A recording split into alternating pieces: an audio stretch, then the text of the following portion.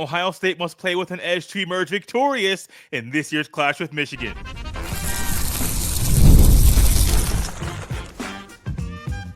You are Locked On Buckeyes, your daily podcast on the Ohio State Buckeyes.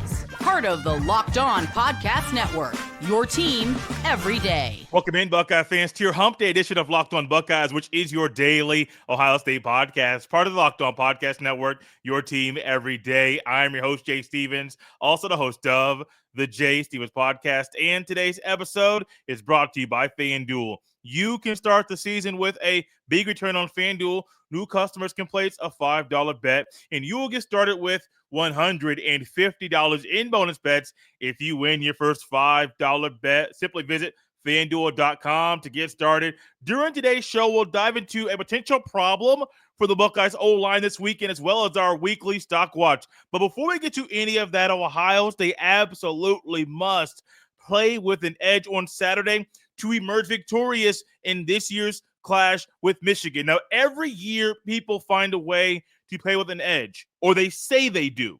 Then we have watched games over the past couple of years. We have watched games in this rivalry in our lifetime where definitely seems like the added motivation or the added fuel is not there. It's not fun to watch those moments. Well, this year, it definitely seems like Ohio State in every game is playing with a little bit more of an edge, a little bit more oomph, a little bit more of a reason to get going on the field. Well, this weekend, you turn it all the way up. You go all the way to 100 on the first play. There's no ifs, no ands, or buts about it. If you need added motivation, think about what happened to Ohio State a year ago, and the year before that, and the year before that, and even the year before that, where Ohio State wasn't able to lay down the smackdown on Michigan because there was no game. And if you got to use that to fuel you to say, well, we would have smacked on 2020, but there was no game, do it. But do it within the confines of the rule book and do it between the lines. Every player out there has to find an edge. And Will Howard, specifically the QB1 in Columbus, he has an edge. And this is the first time he's ever playing in this rivalry. He heard about this rivalry the first time he got on campus. They talked about the rivalry. He saw the countdown clock. He saw everything talking about and hyping up this game and making him understand that this is the biggest game of the year. Ryan Day as well. Now, Ryan Day also talked about the importance of this game and what it means when you lose the game.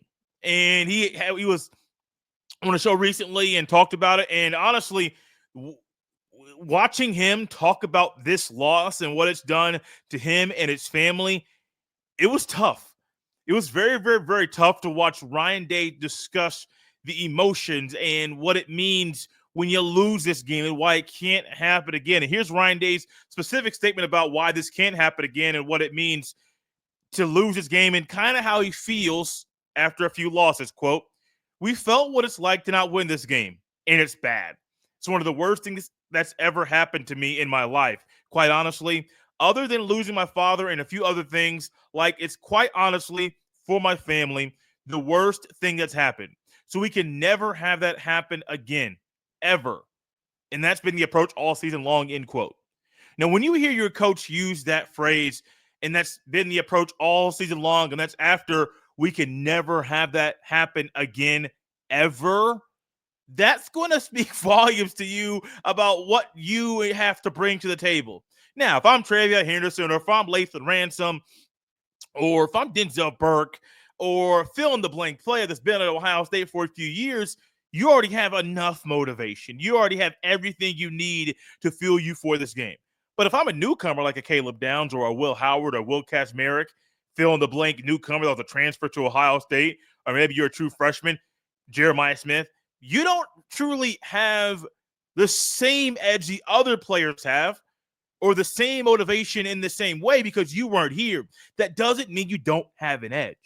If I'm Caleb Downs, you've played in the Iron Bowl. You know what that's like. You know what that's like down in the South. You hear about Alabama and Auburn and the things that are said during that rivalry. And there was a tree that was even poisoned in the midst of that rivalry. That thing is heated. And so Caleb Downs knows what that's like, but he's going to come up here and be like, man, look, we know Michigan is bad, but I feel the hurt of my brothers. I feel the pain of my teammates. I feel what everyone else is going through and saying, I know I'm the newcomer here, Caleb Downs speaking, but I'm going to ride with my guys. I'm going to ride with the ones that's my teammates that's been helping me all year long to play great ball all year long, that's been believing and trusting in me. I'm going to ride with them. And so for Caleb Downs, it's not so much the impact of what's happened while he's been in Columbus playing in that game. It's, I know I'm new, but my guys been hurting. They were hurting from this game when I got here in the offseason. You may say, Jay, does this loss, maybe you're a newcomer around here and you're trying to figure out exactly how this loss actually stings? Listen to these guys talk. Jack Sawyer, Will Howard, Tuimoloau, newcomers and the older guys that have been here for a while. Watch them, listen to them. Now, Will Howard can speak from a newcomer standpoint, but he's also speaking as someone that's been feeling this pain since he got on campus. That's huge, man. And so if I'm thinking about the ways that Ohio State can play with an edge, that's it. But let's add to it. On top of the rivalry, where this game literally means everything, and you can become a Buckeye legend in this game. And if you never beat Michigan, Stroud never beat Michigan. That's one of the knocks on his resume, is that he doesn't have any gold pants. Now, was he a great quarterback? Absolutely. Did he do a lot of good things in the game as far as statistics? Absolutely. Didn't win, though. The ultimate thing is a W. And unfortunately, he was on the losing end of a few games, and that's one of the sore spots on his resume. Some guys have W's. Some guys have gold pans. But think about this, though. Some people might be looking at this from a national standpoint and saying Michigan's not good. We know it's rivalry weekend. We know it's the game, but Michigan's not good. This could very well be a trap game for Ohio State. You're sitting here thinking, Jay, a trap game?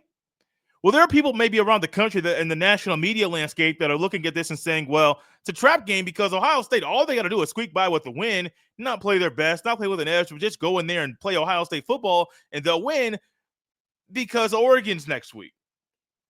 Oh, should Ohio State view this as a trap game? No. The thoughts of a trap game are things that I've heard from people outside of the fan base, outside of the local media. I have not thought about the trap game at all. Why? Because this game is different. Yes, Oregon, assuming Ohio State wins this weekend and they solidify the spot in the Big Ten championship game, they're playing Oregon next week. Ain't nobody in the Woody looking ahead thinking about the Big Ten championship game.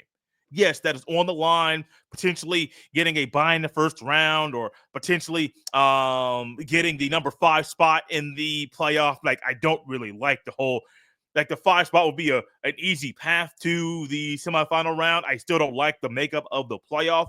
But there are people out there saying, that's a trap game, man. You ain't got to go out there. Oh, it's a rival, but you can look past them. You can't do that.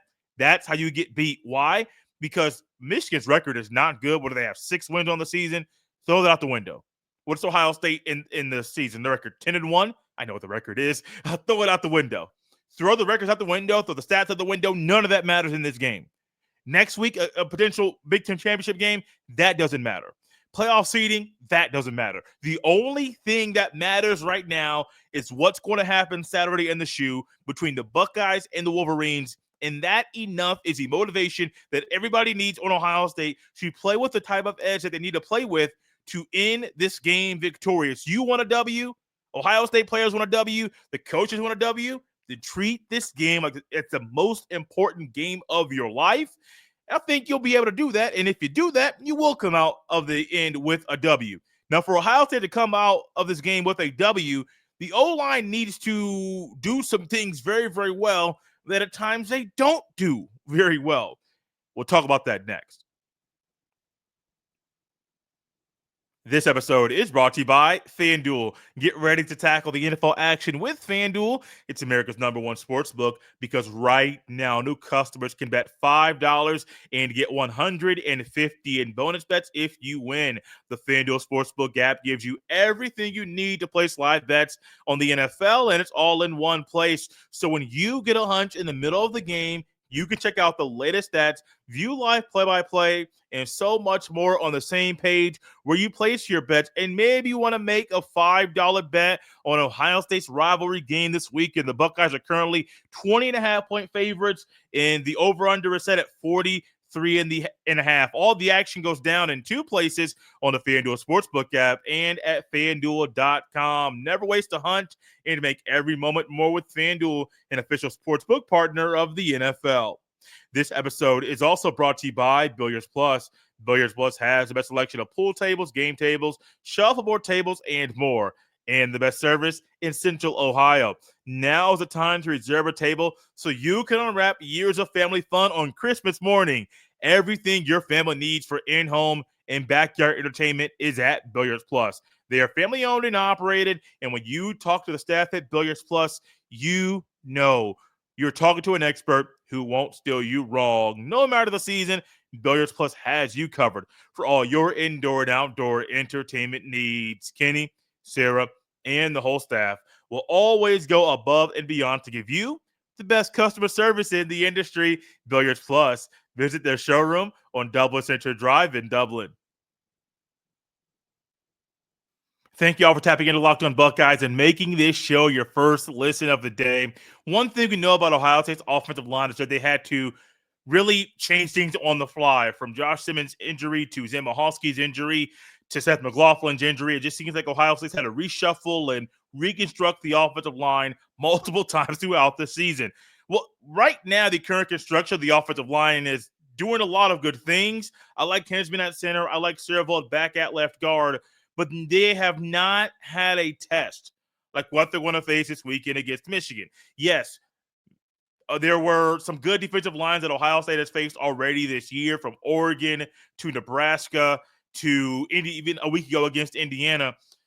But none of those teams have a Mason Graham. None of those teams have a Kenneth Grant. Michigan has both, and on the interior, Mason Graham is 6'3", 320. Kenneth Grant is 6'3", 339. They're two big human beings that are trying to wreak havoc in the middle of the Buckeyes' offensive line. Now, Michigan has done some things of late where they have tried to move Kenneth Grant to the wide, to the 9 tech, or even move Mason Graham a little bit to the outside. Doesn't really seem like that's the wisest thing to do. I think in this game, you're going to keep them in the middle because that's the weakness of the Buckeyes' offensive line. And the Buckeyes have to figure out, are they going to try to do screens, a lot more screens and side passes to get the big guys moving side to side? Then all of a sudden, it's boom, we're going to start running the ball right at them. Or is it run the ball right at them and then mix in some screens, do that second to kind of get the big boys moving a little bit to get them off kilter so they aren't able to guess what Ohio State's going to do offensively? I think that's a chess match. Now, I am comfortable with Hinsman, and I'm comfortable at left guard. I think they're playing better than advertised right now, especially with Hinsman, who has not played center since a year ago. Then all of a sudden, middle of the week, hey, bro, you're back at center. That's a big shock for anyone who's especially trying to prepare at a left guard spot. And now you got to say, you're not only going to play center, but you're playing center in a very pivotal game, in a top 5 matchup, something you have not done in a year. That can be nerve-wracking for some people. But Hinsman went in there and played like he'd been doing it all season long. Hats off to him for being flexible and being ready to step up when he's needed. I think the issue for the Buckeyes O-line is at right guard with Tego Shabola. Because I do wonder if there's going to be a time where Michigan tries to put a guy in the A-gap right next to Kenneth Grant or Mason Graham and saying, all right, young man, you don't have much experience. You've only been playing Buckeye football starting for 11 games. We're trying to figure out if you're still the weakest link, so we're going to attack you. And I do think for Michigan, at least, you're supposed to attack the weakest link. Now, for Ohio State, they got to figure out what the comeback is. And I think it might be some more heavier sets, but I've been saying it all year. Maybe Ryan Day's been trying to alter and change and use tempo in this game, which he really hasn't done consistently all year. Or maybe this is a Patrick Gerd game, or more of Will Kazmarek and Bennett Christian together. Maybe it's one of those games to try to play with a heavier front. Because I'm very curious. If you're going to try to use the outside guys all the time, that's cool. But using the outside guys while getting pressure at the middle, that's a recipe for a disaster.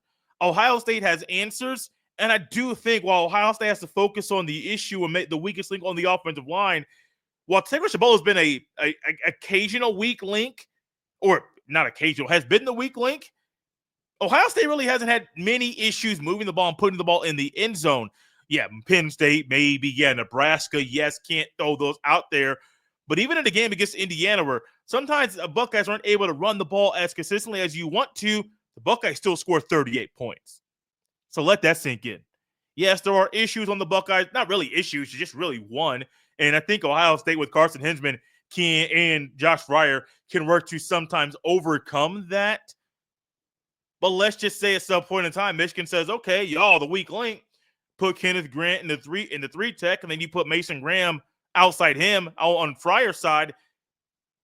Is that the wisest thing for Michigan to do? I don't think so. I don't think that would be wise at all because you're basically going to run away from those guys. Very similar when Chase Young or when Tuimoloau is hot. Teams aren't trying to run at him all the time, but sometimes you are.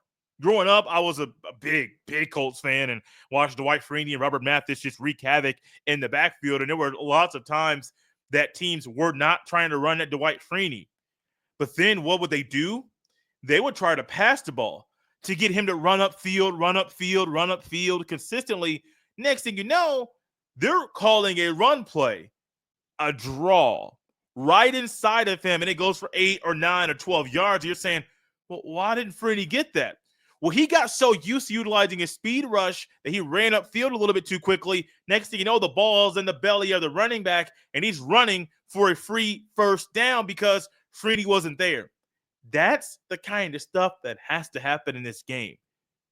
With these two defensive guys that are really, really good, then you add in Cameron Brand, who's 6'4", 265, and Josiah Stewart, who's been playing pretty well out all year for the Wolverines. While the Buckeyes have occasional issues and hiccups on the O-line, I think they have an answer or two. Now, I don't know if it's going to be one of those things where it's a consistent answer where Michigan doesn't make any trouble for the Buckeyes O-line, because I think they will. Like, yes, the record is not good. These two guys are going to the league. They're both really, really good. And you generally don't face a team with two defensive tackles that are 330 plus, maybe 320 plus, excuse me, because Mason Graham's 320 and Grant's 339. You normally don't face that. But I think what Ohio State has is possibly similar to what the defense did last weekend. One thing Jim Knowles did, and Jeff Hunt touched on this yesterday during our show. If you missed it, go check it out. He did a great job of talking about this and highlighting what Jim Knowles did against Indiana, where Jim Knowles kind of, during the first series, kind of felt out Indiana. Said, okay, what's your game plan? What's your script? What are some things you're trying to do?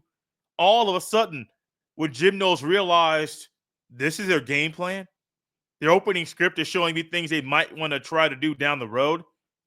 Bam, the pressure came, and it's night. It was over for the Hoosiers. I mean, it was nothing they could do. Nothing at all. And I think the same thing goes this weekend, where Chip Kelly might use the first drive for the Buckeyes offense to be a filling out period. What is the defense trying to do? What is the defense potentially trying to shake up a little bit? What is the defense trying to start now to potentially evolve to down the road? And then all of a sudden, after that first drive, it's night for the Wolverines, because Chip Kelly realizes you're showing us a lot of things right now in our script where we're not only trying to do things for us, we're trying to see what you're going to do as well. And by us seeing this and analyzing it right now in real time, we have a great picture of your game plan, and it's over for you. So I do think a lot of these things are kind of a chess match. And Chip Kelly this week can take a page from Jim Knowles a week ago, and that could bring some success for the Buckeyes this weekend. Also, there are a couple players for Ohio State that have been very successful this year, and they are at the top of this week's Stock Watch. We'll dive into those two players next.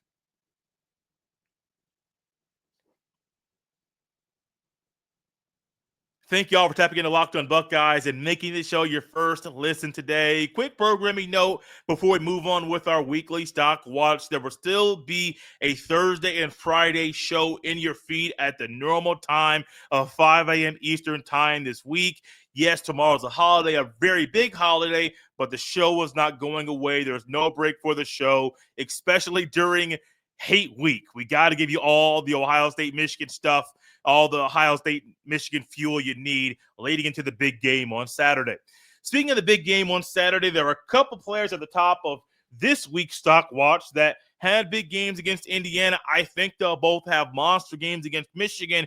And looking back at what they did against the Hoosiers, We recognize him here. One was our offensive player of the game. One was our defensive player of the game. And the Big Ten recognized him too. Will Howard was co-offensive player of the week for the Big Ten for his performance against the Hoosiers. And Cody Simon was defensive player of the week for the Big Ten for his performance against Indiana.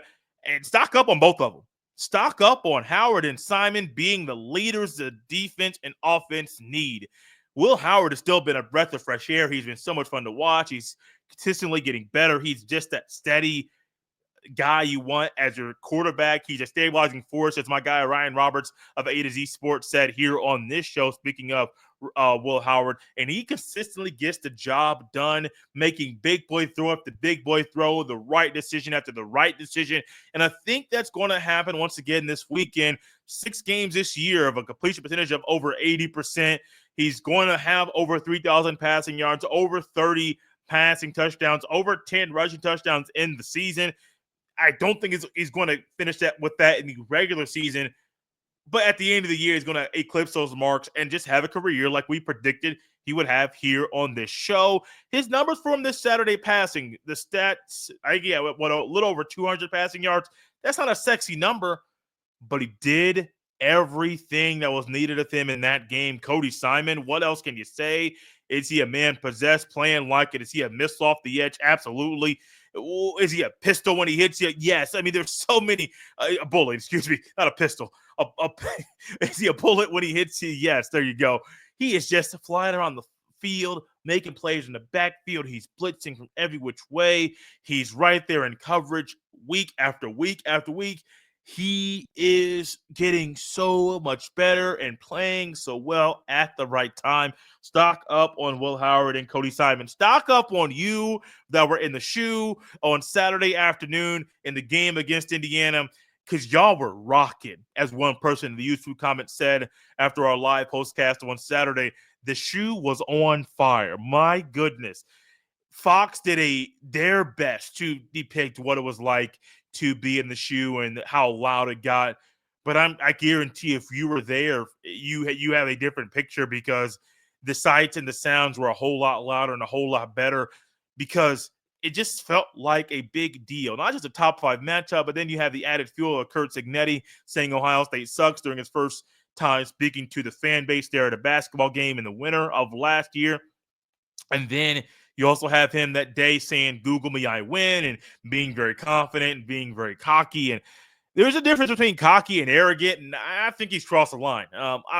Confident and arrogant, excuse me. He's crossed the line because I understand, man, you win. You want to be confident in your players, all that kind of stuff. But, man, some of the stuff he's been doing, I'm like, hey, you need to tone that a little bit down. And the shoe kind of turned it down for him, because y'all were on fire. Shout out to y'all that were at the game. Y'all did y'all thing. Y'all did it great. Y'all did it all game long. Thank you for being loud and supporting the team. And I even heard, was one of the shows I listened to, they were talking about how when Caleb Downs got the open field, when he kind of just broke loose and you saw that clear path to the end zone for the punt return TD, it said y'all went wild, as you should. I went wild. My wife saw me. Think I may have scared my son, but trust me, man, I get it. I currently get it. Stock up also on the defense as a whole. When you have an offense come in that is as prolific and efficient as the Hoosiers, you hold their opposing quarterback to 68 passing yards. 68 passing yards. Less than 100 rushing yards. 70 yards of offense on the opening drive. Of course, that was kept alive by 2 pass interference calls by IGB. And then you also, later in the game, they had, 60 yards on their other scoring drive. They weren't able to get anything done.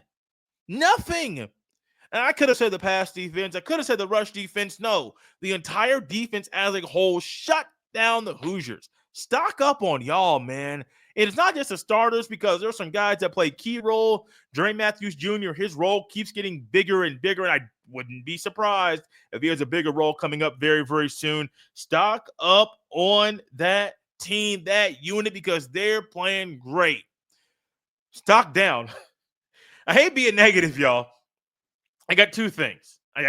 One's a wish that I kind of wish, and I've been saying it for a while.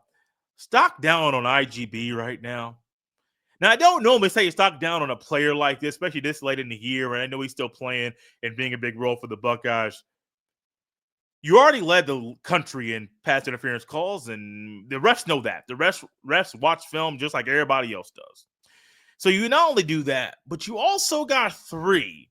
Tic-tac or not, you got 3. That can't happen. I kind of connect his first pass interference call to Rasheed Wallace back when he played for the Pistons and the Blazers, more so the Blazers, when he was leading the league in techs. There were times he would look at a ref and the ref would call a tech. And you're thinking, man, what did he do? I mean, he looked at me wrong. Excuse me? He looked at you wrong, and he got a tech for that. But that's kind of how quick the whistles were for Rasheed Wallace. Now, I know I had to go way back because I don't normally go that far. Draymond Green's the same way, but Draymond Green's more of an agitator at times because he kicking people in places he shouldn't be kicking people and stuff like that. And so, but yeah, man, some guys have a reputation of getting a lot of techs, and the refs see that, and refs see something that looks a little fuzzy, and they're going to call a penalty without saying, hey, bro, that really wasn't that. It really wasn't what you thought it was. It's too late. Flag's already out there. We're not going to change it. Stock down, man. That's the kind of stuff that can kill drives, that can keep drives alive, can cause you to lose games. To be honest with you. Now, it's not the only reason you would lose the game, but that can be one of the reasons, one of the major reasons you lose games. That can't happen. Also, stock down, because my only wish for this game is that it was either at 3:30 or 7:30. Now, my sweet spot, honestly, would be 7:30 because I really enjoy when Noah Eagle and Todd Blackledge call games, and I love NBC's broadcasts of games.